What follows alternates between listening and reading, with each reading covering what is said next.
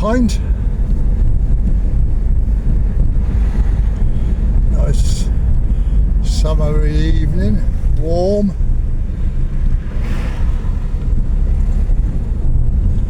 Busy day in the garden today, clearing more junk, upsetting the neighbours, or the neighbour.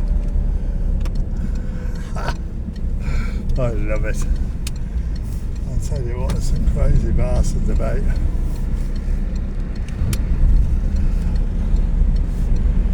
All I did was trim a laurel bush. I wouldn't even call it a tree.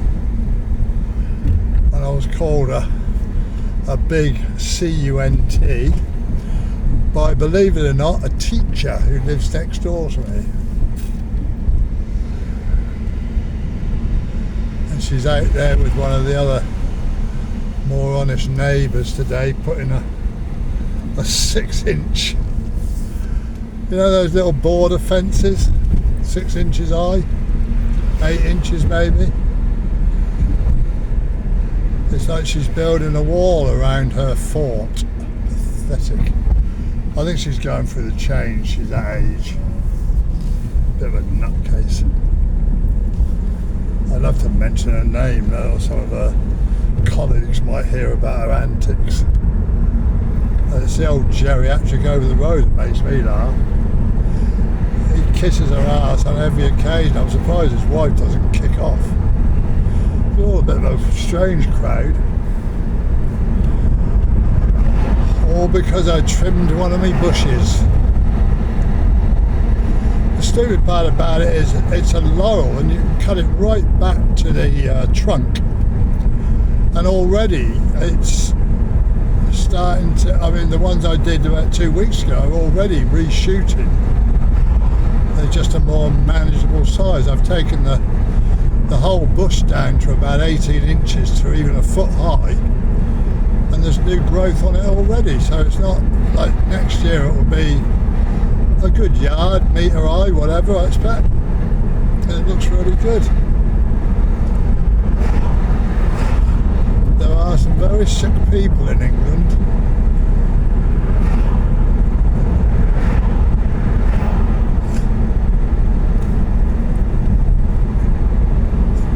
One thing I will recommend, anybody's seen those little battery 6-inch chainsaw pruning saws? I bought one 2 years ago with 2 batteries and 2 chains, and it is the most amazing bit of stuff. As long as you remember to keep tightening the chain, after sort of a couple of minutes of use, just take it up, tighten it up a little bit. It may not need tightening, but sometimes it does. But it goes through branches like butter. I mean, good, like 6-inch branches as well. Just take your time, don't pressurise it, just let it cut itself. The only reason I bought one, my petrol chainsaw packed in, and I saw one of these and I thought I'll get one. Absolutely brilliant little tool. I think it was about 20 quid, it was under 20 quid off Amazon. They're not much more now, because I remember when I got to Thailand I suggested to my lady friend there to buy one, she bought one. And she was surprised because she'd been using hand saws and what do they call them? Blades? Not matches. The things the illegals run around slicing people's heads off with. And I said, no, you want a much easier thing, no energy needed, and she bought it, she loves it. I felt sorry for the trees. But yeah, I recommend them wholly, they're brilliant. I mean, I was lucky, I got one with 2 batteries and 2 chains. I haven't used the 1 chain, and I've cut numerous branches. Yeah, great buy if you're thinking of, or if you've got any big hedges you need to prune.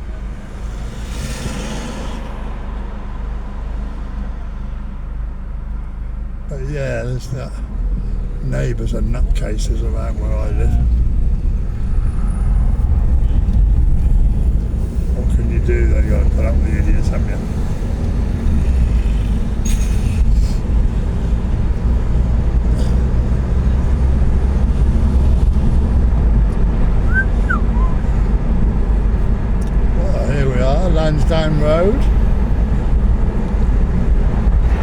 So this bus lane on the left is only 7 a.m. till 7 p.m. So by rights I could go along there. It's now 7:35, but people still stick to this lane.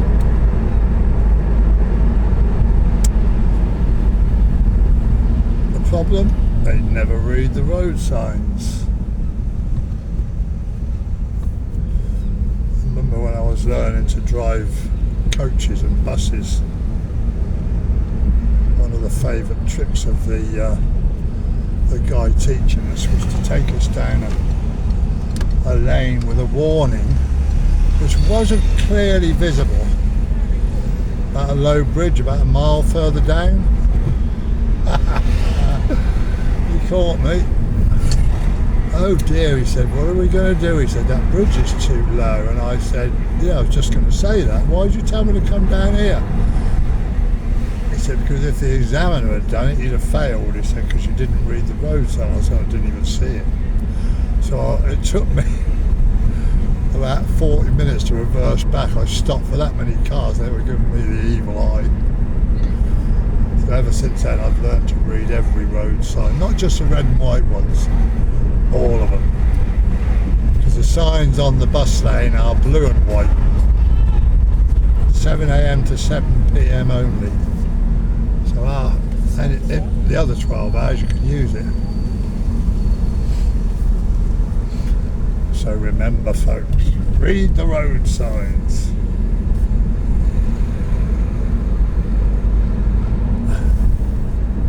I keep moving my camera because I've got it on a dash mount, and it's I keep forgetting to put my screwdriver in because it needs tightening every now and again. And the vibrations on the road, of which there are many because of all the potholes, the camera sort of slips a bit.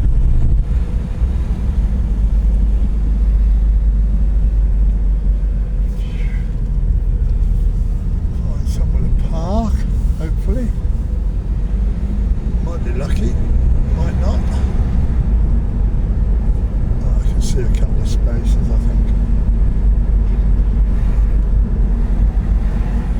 Yeah, Cheltenham, most of the parking is up until 8 p.m, greedy bastards. But here, I can park after 6. And this is the worst bit of road for potholes. I think I saw a space, I might be wrong. Nope, not there. Oh, flipping heck. Oh dear, maybe not. Oh well, I'll have to.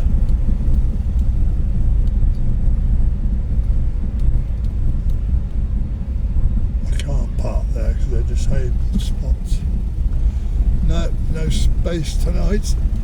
Well, bloody typical, there's one pulling out back there. Someone's going to grab that spot.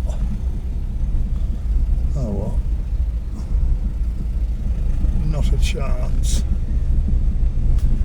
Right, I have to go round the town and hang about until 8. During the day, normally I won't pay parking charges in Cheltenham. They're a bloody ridiculous price. And normally I park and walk into town, but in the evening I try and come round this way. So there was a space down here, if I remember. Yeah, there was. So this is where I shall bung it. There we are, just by the fountain here. Just right.